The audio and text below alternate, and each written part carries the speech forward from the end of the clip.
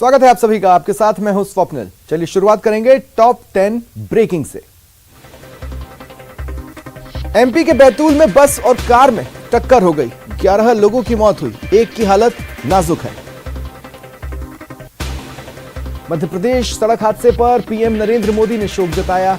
हादसे में जान गंवाने वाले लोगों के परिजनों को पीएम आपदा राहत कोष से 2-2 लाख रुपए और घायलों को 50-50 हजार रुपए आर्थिक मदद का ऐलान किया। ट्विटर शुक्रवार को डाउन हो गया। दुनिया के कुछ हिस्सों में यूजर्स ने लॉगिन नहीं कर पाने की समस्या रिपोर्ट की। हालांकि अब तक ट्विटर ने आउटरीच को लेकर कोई बयान जारी नहीं किया। बेंजामिन नेतन्याहू इजराइल के अगले प्रधानमंत्री होंगे। 3 नवंबर को हुई फाइनल राउंड की काउंटिंग में नेतन्याहू की लिक्विड पार्टी ने 120 में से 64 सीटें जीती। इजराइल में पिछले 3 साल में 5वीं बार इलेक्शन हुए, जिसके बाद पूर्ण बहुमत के साथ किसी पार्टी ने सत्ता में वापसी की है। जयपुर ग्रेटर मेयर उपचुनाव के लिए बीजेपी और कांग्रेस के उम्मीदवार तय हुए। बीजेपी की ओर से रश्मि सैनी ने नॉमिनेशन किया, कांग्रेस की ओर से हेमा सिंघानिया ने पर्चा भरा। शील धबाई को कैंडिडेट नहीं बनाने पर उनकी बेटी का गुस्सा फूटा। उन्होंने चिल्लाते हुए कहा, मम्मी आप जाओ नामांकन भरो। आपको बता दें, बीजेपी ने रश्मि सैनी को कैंडिडेट बनाया। एसीआर को लेकर कांग्रेस के 2 मंत्रियों में जुबानी जंग जारी है। मंत्री महेश जोशी ने खाचरियावास पर पलटवार किया, कहा किसी का नाम नहीं लिया था और असहमति पर प्रतिक्रिया देना अधिकार है। प्रदेश के मौजूदा सियासी घटनाक्रम पर सीएम अशोक गहलोत ने बयान दिया है। उन्होंने बिना किसी का नाम लिए कहा कि महत्वाकांक्षा सब में होनी चाहिए, लेकिन अप्रोच का तरीका सही हो। जोधपुर में नशे की भेंट पूरा परिवार चढ़ गया। मां बाप और 2 बेटों की हत्या के बाद युवक ने आत्महत्या कर ली। लोकसभा स्पीकर ओम बिरला नाथद्वारा पहुंचे, जहां वो मानस विश्वास स्वरूपम रामकथा में शामिल हुए। मुरारी बाबू और स्पीकर बिरला के बीच रोचक संवाद चला। और बड़ी खबर है, दौसा से मिल रही है। कलेक्ट्रेट पर ग्रामीणों ने जमकर प्रदर्शन किया। युवती के शव के साथ ग्रामीण प्रदर्शन कर रहे हैं। 30 अक्टूबर को करंट से मनीषा मीणा नाम की युवती झुलसी थी। जयपुर में उसका इलाज चल रहा था। इलाज के दौरान मनीषा मीणा की मौत हो गई। बिजली विभाग के लापरवाह अफसरों पर कार्रवाई की मांग ग्रामीण कर रहे हैं और साथ ही परिजनों को मुआवजा देने की भी मांग उठाई जा रही है। तो ये बड़ी खबर आपको बता रहे हैं। दौसा कलेक्ट्रेट के बाहर ग्रामीण प्रदर्शन कर रहे हैं। दरअसल एक युवती नाम मनीषा मीणा 30 अक्टूबर को करंट से झुलस गई थी। उसको इलाज के लिए अस्पताल ले जाया गया, जहां से वो जयपुर रेफर हुई। जयपुर में मनीषा मीणा का इलाज चल रहा था, लेकिन इलाज के दौरान मनीषा मीणा की मौत हो गई। इधर बिजली विभाग की लापरवाही का आरोप ग्रामीण लगा रहे हैं, अफसरों पर कार्रवाई की मांग कर रहे हैं और साथ ही मांग कर रहे हैं कि मुआवजा दिया जाए। शव लेकर कलेक्ट्रेट के बाहर ग्रामीण प्रदर्शन कर रहे हैं।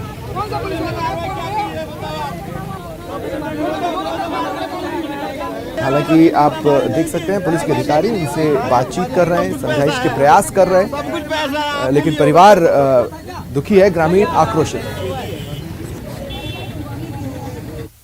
एक परिवार जोधपुर में नशे की भेंट चढ़ गया। मां बाप और 2 बेटों का मर्डर कर युवक ने सुसाइड कर लिया। उसने सबसे पहले पिता को कुल्हाड़ी से वार कर मार डाला, फिर जो बाकी परिवार के सदस्य थे उन्हें नींद की गोलियां दी और मार डाला। पीलवा गांव के विश्नोइयों की ढाणी में यह घटना सामने आई। एक युवक ने महज इसलिए पूरे परिवार को खत्म कर दिया क्योंकि परिवार के लोग उसे नशे के लिए रोका टोका करते थे। ये माफ कीजिएगा, जोधपुर के लोहावट थाना क्षेत्र के पीलवा गांव विश्नोइयों की ढाणी है। नशे के आदी बेटे ने माता पिता और 2 बेटों की हत्या कर खुद सुसाइड कर लिया। पुलिस के मुताबिक 38 साल के शंकर विश्नोई ने गुरुवार रात नींबू की शिकंजी में नींद की गोलियां मिला दी।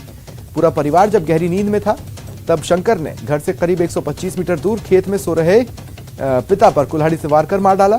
फिर घर में मां, पत्नी और दोनों ही बेटों को मारा। पूरे परिवार को खत्म करने के बाद खुद भी सुसाइड कर लिया।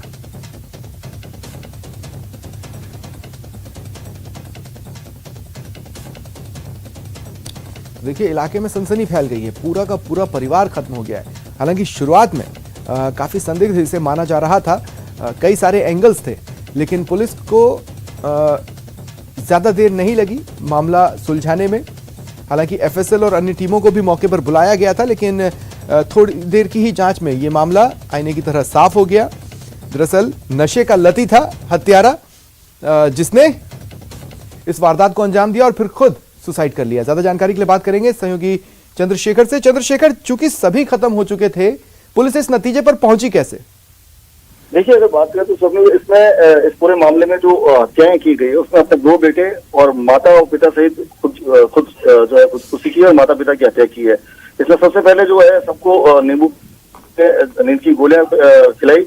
जब सब सो गए तो सबसे पहले अपने पिता की हत्या की, जो खेत में सो रहे थे। उसके बाद अपनी माता और उसके साथ सो रहे अपने बच्चे को जो है गुलारी से वार करके मार दिया, और इसके बाद अपनी पत्नी के पास सो रहे बच्चे को जो है भिजा के पानी के टांके में डाल दिया और खुद समीप ही अपने मामा के घर के बाहर बने पानी के टांके में कूदकर आत्महत्या कर ली। इस पूरे हादसे में उसकी पत्नी और उसका भाई का परिवार जो है पीछे बच गया था। चूंकि पत्नी को उसने मारा नहीं था और भाई का परिवार था वो एक कमरे में बंद था, जिसके चलते वो बच गया है। तो कहीं ना कहीं जो वहां पे जो जानकारी पुलिस को मिली है उसके आधार पर ये कहा जा सकता है कि जो उसने पहले हत्या की और बाद में खुद आत्महत्या की है। लेकिन सबसे बड़ी बात, पुलिस इस मामले को लेकर हत्या के संपत्ति विवाद और अन्य दृष्टिकोण से भी इस मामले की जांच कर रही है। जी चलिए, शुक्रिया तमाम जानकारी के लिए।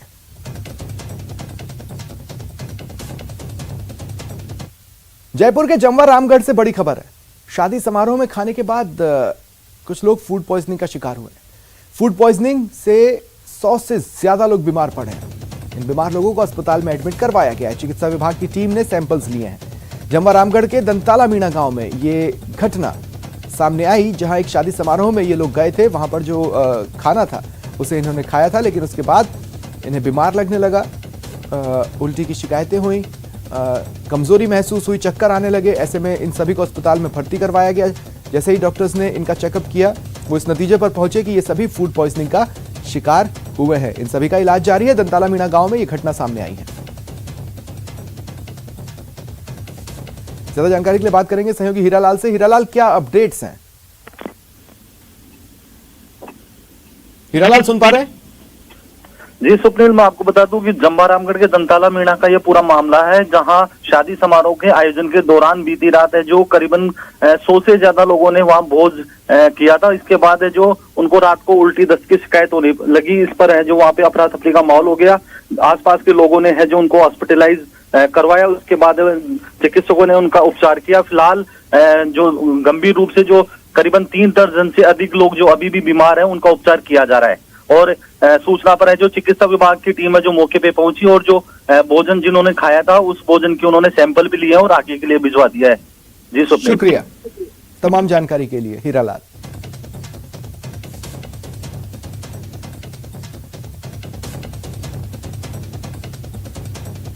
करौली के बूकना गांव में माइनर नहर टूट गई। अधिकारियों की लापरवाही वहां के लोगों पर, किसानों पर भारी पड़ी है। दरअसल सिंचाई विभाग ने नहरों की समय पर सफाई नहीं की। सफाई नहीं होने की वजह से खानपुर माइनर की नहर टूट गई। नहर टूटने से फसलों को अच्छा खासा नुकसान पहुंचा है। किसानों में अधिकारियों के प्रति आक्रोश है।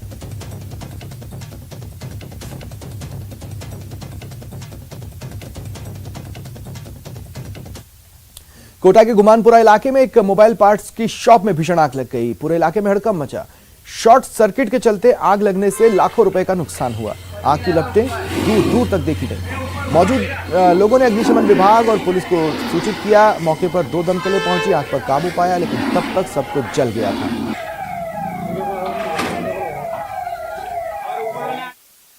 एक मोबाइल शॉप में आग लगने से हड़कंप मच गया। गुमानपुरा इलाके के एक मोबाइल पार्ट्स की शॉप में भीषण आग लगी है। तस्वीरें हम आपको दिखाना चाहते हैं। आग लगने से लाखों रुपए का नुकसान हो गया। आग लगने के कारणों की स्पष्ट जानकारी अभी तक नहीं मिल पाई, लेकिन बताया जा रहा है कि शॉर्ट सर्किट के चलते ये सुबह होते होते आग लग गई। ये मोबाइल शॉप है, आप देख सकते हैं। पूरा अंदर का जो माल है, मोबाइल पूरे पार्ट्स थे, करीब 15 से 20 लाख रुपए का मोबाइल पार्ट्स बताए जा रहे हैं। मोबाइल से संबंधित जितने भी कितने पार्ट्स थे वो जलकर राख हो गए और निचली सतह पर भी काफ़ी भारी संख्या में जो सामान रखा था, मोबाइल पार्ट्स सहित अन्य जो सामान रखा हुआ था वो भी फर्नीचर सहित तमाम जलकर राख हो गए। हालांकि हुआ था और अब कितना नुकसान हुआ होगा? सर मेरी तो शॉप में नुकसान का तो अंदाज़ा नहीं है, पर कम से कम 25 से 30 के आसपास का है हमारा। आग लगने के कोई कारणों की जानकारी मिल पाई? आग लगने का तो कारण है, सुबह मॉर्निंग में फ़ोन आया, जो घर से उठ के आए थे मैं, तो जैसे शटर खोलता ही एकदम फुल आग लग गई। मतलब 15-20 लाख का सामान रखा हुआ था। ज़्यादा ही होगा। इंश्योरेंस वगैरह था? नहीं, इंश्योरेंस नहीं है। चोट सिरे कारण हुए है। मेरी बाजू में शॉप है, मैं तो मेरी गाड़ी बच गई सब भगवान का आशीर्वाद से। लेकिन हमारे पड़ोसी का काफी नुकसान हुआ, 50 लाख का आसपास नुकसान है बताया जाता। ये शॉर्ट सर्किट की आग लगी? शॉर्ट सर्किट से हुआ है पक्का। मैं आया ना तब आग की लपटें चल रही थी। मैंने 108 पर फ़ोन किया और कंट्रोल रूम से फ़ोन होकर मैंने दमकलों को बुलाया। दमकल आती तो दमकल ने आग पर तो काबू पाया, लेकिन माल पूरा जलकर खाक हो गया है। नुकसान भारी हुआ है, 50 से 60 लाख का लगभग। कोटा से न्यूज 18 राजस्थान के लिए ओम प्रकाश मारू। अलवर के अरावली विहार थाना पुलिस क्षेत्र में लगातार चोरी की वारदात बढ़ रही हैं। बीती रात मंगल विहार कॉलोनी में चोरी की वारदात का वीडियो सामने आया। मंगल विहार कॉलोनी निवासी अंकित कौशिक ने बताया, आए दिन जो चोरियों की वारदातें हो रही हैं उनसे हम परेशान हैं। चोर आते हैं, मकान में कूदकर छोटे छोटे सामान चोरी कर ले जाते हैं। चोर उनके मकान में घुसे, बाहर जूतों का नाप छोटा होने के कारण जूते वहीं पटक गए।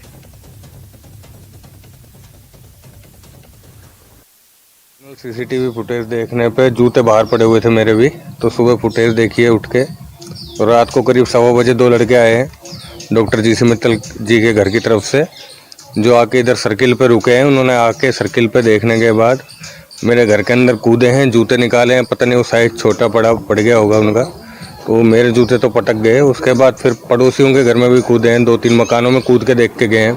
4-5 मकान पहले भी उनने उधर से भी चोरी करे हैं, जूते चोरी किए हैं, और पता नहीं सामान का भी नहीं पता। और पता नहीं कॉलोनी में किन किन घरों में कूदे हैं वो, क्योंकि उनके हाथ में सामान भी अच्छा खासा था। 2 लड़के थे, एक ने बाइक पे भी आगे सामान रखा था, एक पीछे भी रखा हुआ था। हेमा सिंघानिया हमारी प्रत्याशी हमने घोषित की। रश्मि जो सैनी को उम्मीदवार हमने घोषित किया है।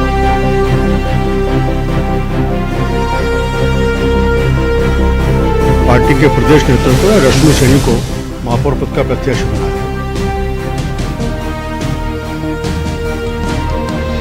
मैं सबको विश्वास दिलाती हूँ कि मैं बढ़िया काम करूंगी और जयपुर को बढ़िया स्वच्छ और सुंदर बना के रखूंगी।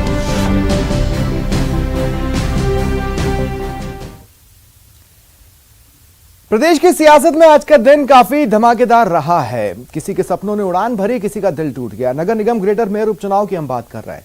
बीजेपी प्रत्याशी रश्मि सैनी ने अपना नॉमिनेशन फाइल किया। नगर निगम ग्रेटर में लाइट समिति की वो चेयरमैन रही है। विद्याधर नगर वार्ड 12 से पार्षद है। इधर कांग्रेस से हेमा सिंघानिया ने अपना पर्चा दाखिल किया है।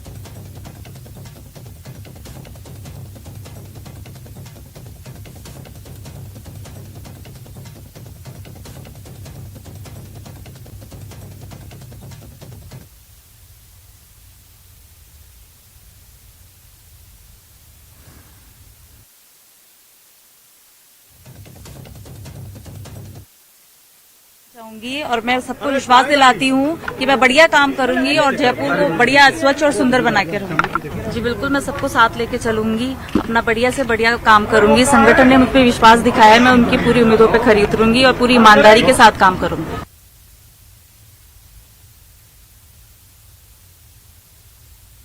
और जयपुर नगर निगम ग्रेटर में मेयर पद के लिए नामांकन दोपहर 3 बजे तक चला। प्रक्रिया समाप्त हो गई।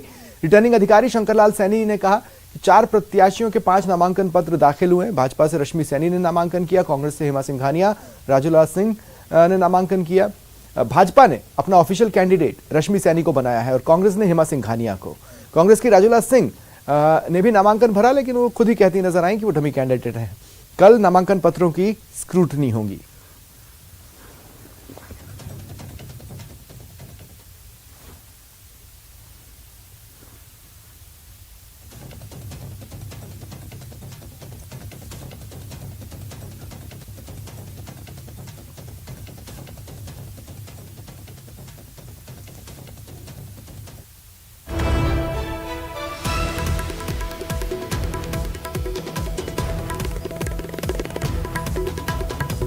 देखिए, रिटर्निंग अधिकारी ने शंकरलाल सैनी ने ये पूरी प्रक्रिया खत्म होने के बाद ये जानकारी दी, जिन्हें आप अपने टीवी स्क्रीन पर पढ़ पा रहे हैं।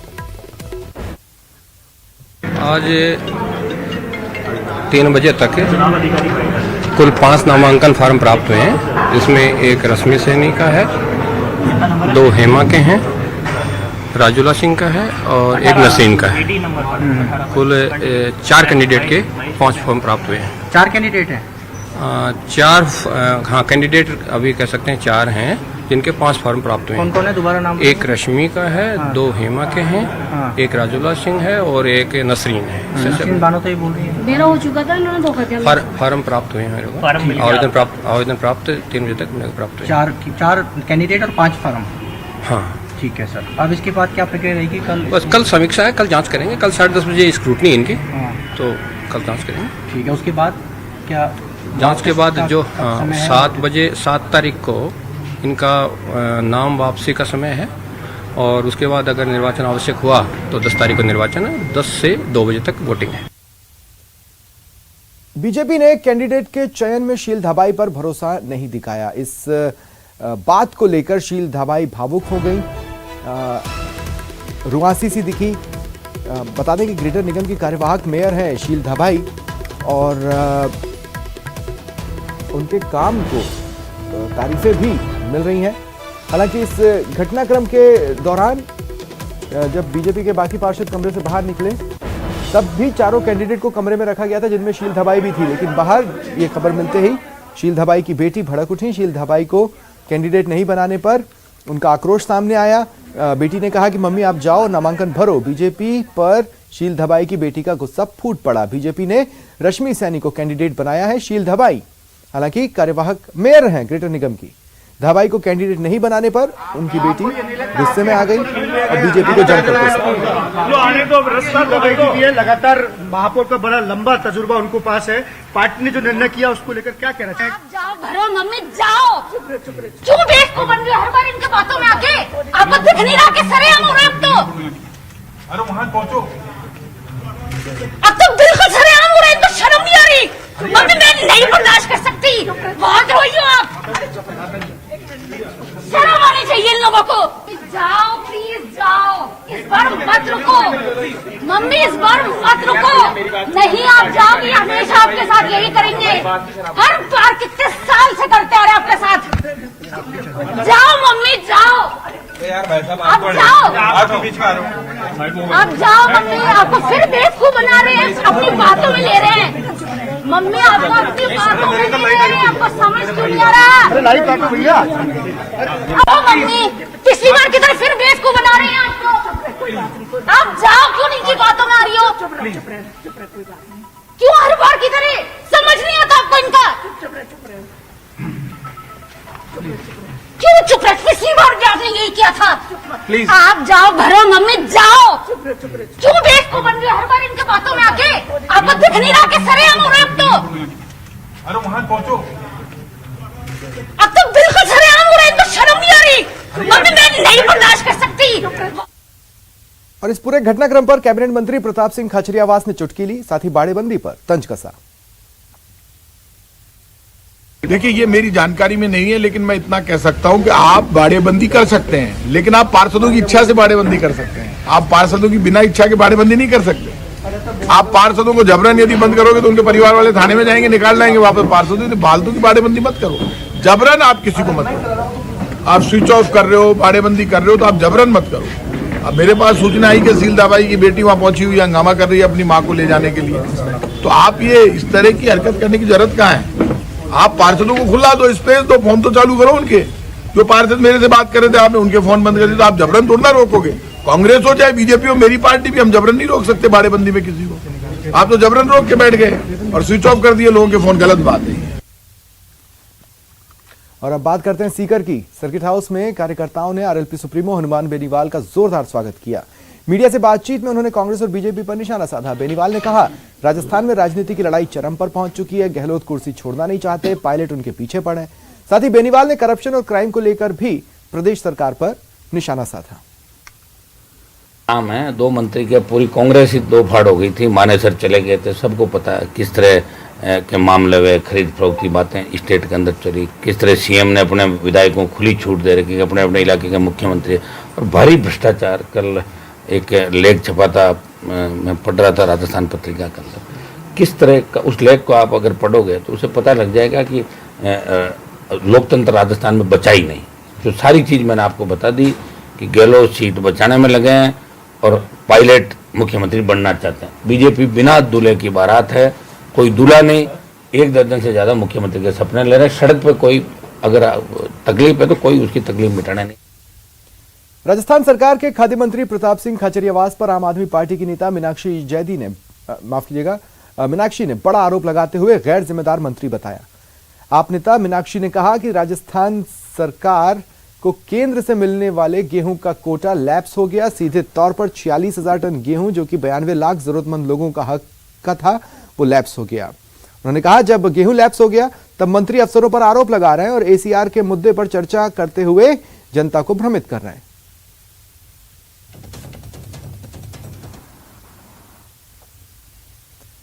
बीकानेर नगर निगम की मेयर और कमिश्नर के बीच की लड़ाई सड़क पर पोस्टर वॉर तक आ गई। मेयर ने आयुक्त के खिलाफ होर्डिंग का पोस्टर चस्पा किया, बाद में हटवाया भी। न्यूज 18 राजस्थान से एक्सक्लूसिव बात करते हुए मेयर सुशीला कंवर ने आयुक्त पर आरोप लगाए। मंत्री बीडी कल्ला को भी आड़े हाथों लिया। मेयर ने सरकार को भी अल्टीमेटम दिया। मेयर ने कहा अगर 7 दिन में आयुक्त को पद से नहीं हटाया तो श्री डूंगरगढ़ जैसी घटना जन आक्रोश में सामने आएगी। बीकानेर निगम मेयर सुशीला कंवर और निगम आयुक्त गोपाल राम मिश्रा की जो अदावत है वो अब पोस्टर वार तक आ चुकी है। पोस्टर लगवाया है आपने निगम आयुक्त की नाकामियों को दिखाते हुए, लेकिन पोस्टर कुछ ही देर बाद में हटवा दिया गया। आप देखिए पोस्टर हटवा दिया गया, ये चीज़ तो ठीक है, लेकिन उस पोस्टर को हटवाने के लिए जयपुर तक की टीम लग गई पूरी की पूरी फोन करने में। मंत्री जी खुद लग गए फोन करने में। क्या हो गया एक अधिकारी की अगर सच्चाई जनता के सामने आ रही है तो उनको क्यों तकलीफ हो रही है? तकलीफ इसलिए हो रही है कि उनका अधिकारी है, उनका संरक्षित अधिकारी है, उसको जिस मोटिवेशन के लिए यहाँ भेजा गया है उनका वो कामयाबी नहीं मिल रही है। इसलिए अब वो इतने नीचे तक आ गए कि उन्होंने लोगों के घर के सामने से सफाई व्यवस्थाओं को खराब कर दिया है, सीवरेज की व्यवस्थाओं को खराब कर दिया है। मतलब कहीं ना कहीं आप बड़े लेवल पे नहीं रोक रहे हैं तो ऐसे लेवल पे रोकिए जहाँ पे जनता रोज उनसे सवाल कर रहा है। मंत्री वही है, निगम भी वही है, मेयर आप भी वही है, आरोप भी लगभग आज बराबर इस तरह से आपने पीछे की है, लेकिन फिर भी कोई कार्रवाई नहीं हो पा रही। आगे आपके लिए क्या कुछ मेन आप आगे इसमें एक्शन लेंगे? मैं तो अभी भी कह रही हूँ कार्रवाई नहीं होगी, क्योंकि कांग्रेस सरकार ही खुद ही इसको ऑपरेट कर रही है, मंत्री जी खुद ही इसको ऑपरेट कर रहे हैं। कार्रवाई करें, मैं तो कह रही हूँ ना कार्रवाई करें, लेकिन कार्रवाई नहीं होगी। लेकिन जन आक्रोश जरूर होगा, इसका मैं आपको वादा करती हूँ। और साथ ही साथ ये भी वादा करती हूँ जब सुशासन की भारतीय जनता पार्टी की सरकार आएगी तो इसको हर एक लेटर का जवाब देना पड़ेगा। जब तक हर एक लेटर का जवाब मैं मांग नहीं लूंगी, इस पर कार्रवाई नहीं कर लूंगी, तब तक मैं चुप नहीं बैठूंगी। जन आक्रोश किस तरह का होगा और कब तक, कितना टाइम में देखने को मिलेगा? देखिए जनता का सब्र का जो बात होता है तो उसमें आप ये नहीं कह सकते कि कितना चलेगा, क्या है, क्या होगा, क्योंकि डूंगरगढ़ में हाल ही में आपने देखा है तो जनता जब अपने आपके आगे घर के आगे रोज सीवरेज का पानी मिलेगा, आपको रोज कचरा मिलेगा, कितने दिन सहन करेंगे? इतने दिन इस बार की दिवाली जैसी दिवाली तो कभी बीकानेर में आई भी नहीं है। मतलब डूंगरगढ़ जैसे जो आयुक्त के साथ में हुआ था वैसी चेतावनी मानी जाए निगम आयुक्त को? देखिए मैं भी यही कहूँगी कि जन आक्रोश का जनता का सब्र का बात किस तरह से टूटेगा वो तो जनता को दी जाती है, जनता जनार्दन है तो उनका, लेकिन बिल्कुल वो अपनी व्यवस्थाओं से फ्रस्ट्रेट होकर और बिल्कुल ऐसे अधिकारी जिसने हर एक व्यवस्था को बिगाड़ा है उसके खिलाफ कुछ ना कुछ कार्रवाई जरूर होनी चाहिए। मैं सरकार से फिर से अपील करती हूँ कि 7 दिन से पहले इस अधिकारी को हटा दिया जाए और एक अच्छा IAS जिनको नियम कानून पता हो वो अधिकारी लगाया जाए। सरकार को भी अगर 7 दिन में कोई कार्रवाई नहीं की गई, निगम आयुक्त को नहीं हटाया गया तो जो डूंगरगढ़ में हुआ था वैसा ही जन आक्रोश यहाँ पर भी देखने को मिलेगा। बीकानेर से न्यूज़ 18 राजस्थान के लिए कैमरा सहयोगी मलका कौशल के साथ में। जैसलमेर के सरकारी अंग्रेजी मीडियम स्कूल में पिछले 5 दिन से पोषाहार नहीं पकड़ा। राज्य सरकार की ओर से चलाए जा रहे पोषाहार कार्यक्रम पर संकट है। जैसलमेर की IGNP स्थित महात्मा गांधी अंग्रेजी माध्यम स्कूल में पोषाहार नहीं बन रहा है। जब प्रभारी गैमरा राम से इसका कारण पूछा गया तो उनका कहना है 10 महीने से कुक कम हेल्पर्स को वेतन नहीं मिला, जिसके चलते उन्होंने भोजन पकाने से इनकार कर दिया। बात कोटा की। UDH मंत्री शांति धारीवाल 5 दिवसीय दौरे पर कोटा पहुंचे। निजी आवास पर आमजन से मुलाकात की, समस्याएं सुनी। धारीवाल ने समस्याओं के जल्द से जल्द समाधान के निर्देश दिए। मीडिया से बातचीत में कोटा के मुकुंदरा में बाघ आने पर खुशी जाहिर कर कहा कि कोटा में पर्यटन विकास के प्रोजेक्ट के साथ मुकुंदरा में टाइगर का आना पर्यटन के क्षेत्र में बड़ा कदम है, लेकिन मुकुंदरा टाइगर रिजर्व में टाइगर्स की संख्या में बढ़ोतरी किए जाने पर ही पर्यटक सफारी के लिए जाएंगे।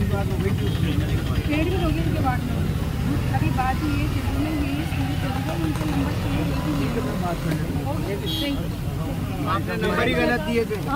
रात के 1 बजे करीब मेरी मीना से बात हो गई थी कि इमरजेंसी। देखिए बड़ी संख्या में लोग अपनी समस्याओं को लेकर मंत्री से मिलने पहुंचे। मंत्री ने सभी लोगों की समस्याएं सुनी। जिन समस्याओं का समाधान तुरंत ही मौके पर अधिकारियों को निर्देशित कर हो सकता था, उनको तुरंत समाधान के निर्देश दिए, और जिसमें थोड़ा समय लग सकता है उसमें कार्य करना है, इस ताकीद के साथ काम को करने के निर्देश दिए। फिलहाल इतना ही। नमस्कार।